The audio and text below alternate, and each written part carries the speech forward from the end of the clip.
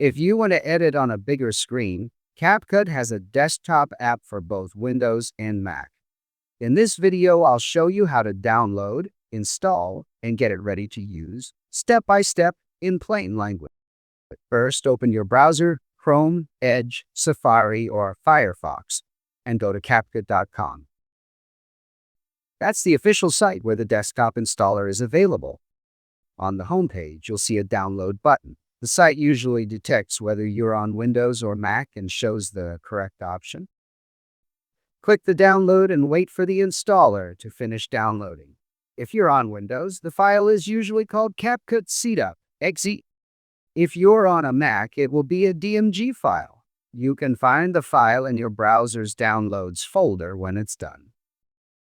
For Windows, double-click the Capcut Setup.exe file. If Windows asks for permission to make changes, choose Yes or Run.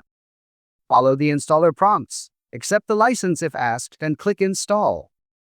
Let the progress bar finish and the app will be added to your computer. After installation, Capcut might open automatically. If it doesn't, open it from the Start menu or your desktop shortcut on Windows or Launchpad on Mac. The first run may include a quick system check. Just wait while it completes. I already installed and used Capcut. That's why it is showing ongoing projects. Your project tray will be clean. Signing in is optional but useful. You can sign in with TikTok, Google, or Facebook. Signing in often gives you cloud storage and can remove certain export watermarks, so it's a handy step to take, but not in all regions.